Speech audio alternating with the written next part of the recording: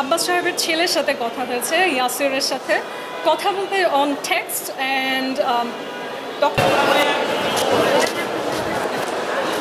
পরাজয় জীবনের সব কিছু না। আমার কাছে জয় পরাজয়ের ডেফিনেশন অনেক আলাদা।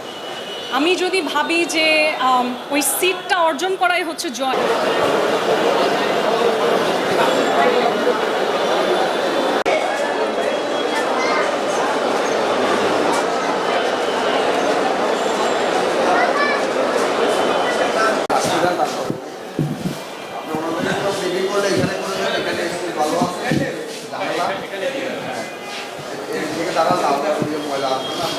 এই ক্যামেরাটা ঠিক করে দেয়।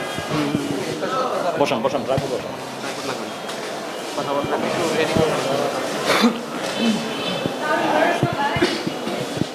মাসি ভাই বোন ঠিক আছে?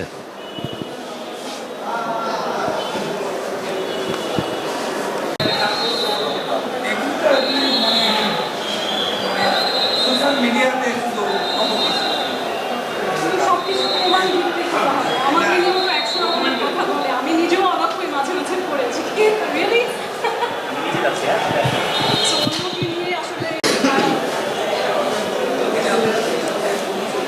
রায়হান ভাই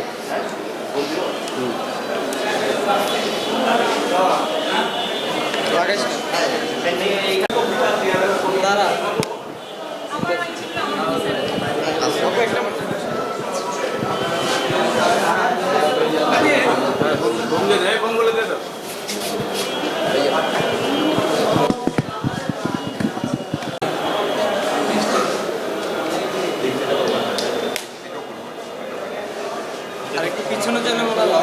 পরাজয় জীবনের সব কিছু না। আমার কাছে জয় পরাজয়ের ডেফিনেশন অনেক আলাদা।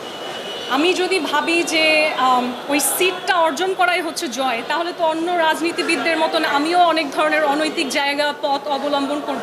আমিও দেখা যাবে তাদের মতন অনেক অনেক পয়সা, অনৈতিক পয়সা দিয়ে আমার প্রমোশনস করাবো, লাখ লাখ ব্যানার পোস্টার লাগাবো, পরিবেশের ক্ষতি করব, এগুলো করে চেষ্টা করব জিতে যাওয়ার। যদি জিতে যাওয়ার ওই সিটটা পাওয়াই হচ্ছে মূল হয়, আমার রাজনৈতিক দৃষ্টিভঙ্গি সেটা না। আমি যেমন এমপি ইলেকশনের সময়ও দেখিয়েছি যে রাজনীতি বলতে একজন অন্যজনকে কমেডিক রিলিফের মতো করে হাস্যরস করে অপমান করা না। রাজনীতি বলতে আসলেই কি পলিসি ভিত্তিক কাজ করা সম্ভব সেটা জনগণকে জানানো, বোঝানো, সেখানে কি কাজ করা সম্ভব এটা সামনে নিয়ে আসা, সেই জায়গাটা হচ্ছে আমার রাজনীতি। এবং আমার মনে হয় যে আগামী 5 বছরে আমি বাংলাদেশের মেয়র হই বা না হই, মানুষের মনে রাজনীতি সম্পর্কে একটা ক্লিন আইডিয়া আমি স্ট্যাবলিশ করে ফেলবো। এবং আমার মনে হয় যারা ডিটারমাইন্ড থাকে, একটা না একটা সময় মানুষ আসলে নিজেরাই তাদেরকে চুজ করে নেয় ইনশাআল্লাহ। আব্বাস সাহেবের ছেলের সাথে কথা হয়েছে, ইয়াসিরের সাথে কথা বলতে অন টেক্সট অ্যান্ড তখন যে কনভারসেশনটা হয়েছিল সেটা আসলে আমরা সবাই দেখেছি যে পাটোয়ারি কিছু বক্তব্য দিয়েছে মিডিয়াতে আব্বাস সাহেব এবং ওনার ছেলেকে মিলিয়ে, যে ওনাদের মধ্যে সম্পর্ক ভালো না বা খুবই ইমোশনালি হার্টফুল কিছু কথাবার্তা ছিল। সো এটা দেখে আমার কাছে I felt very concern. So I informed his son যে হোয়াটস হ্যাপেনিং।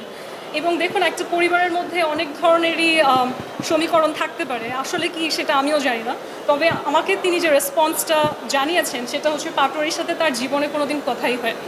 তো এই যে এত বড় একটা ডাহা মিথ্যা বলে দেওয়া একটা রাজনৈতিক অ্যাডভান্টেজ পাওয়ার জন্য, এটা রাজনীতি না। এই ধরনের কৌশল অবলম্বন করে সামনে এগিয়ে যাওয়া, এটাকে আমি চক্রান্ত বলতে পারি। এটা আসলে অপরাধ, অপরাজনীতি। হ্যাঁ, তবে অসুস্থ রাজনীতি, অসুস্থ রাজনীতি, এটা সুস্থ রাজনীতি না। জানতে চাইছি সে অসুস্থ হওয়ার পর তার খোঁজ নিয়েছেন কিনা? জি জি, আমি রেগুলারলি খোঁজ নিচ্ছি। কি কি জানালো বা কি কি আসলে সব কিছু আমার দিক থেকে হয়তো মিডিয়াকে বলা ঠিক না, যেহেতু তার পরিবার ডিরেক্টলি রেসপন্সিবল ফর হিম, এবং আমার মনে হয় সেই প্রশ্নটা তাদের জন্য রাখাই ভালো। তবে আমি তার জন্য দোয়া করছি তিনি সুস্থ হয়ে আমাদের মধ্যে ফিরে আসুন, এবং আমি রেগুলারলি তার ফ্যামিলির সাথেও যোগাযোগ করছি, that we are all praying for him. আপু সবাই জানেন মির্জা আব্বাস অসুস্থ। দেখুন, দিস ইজ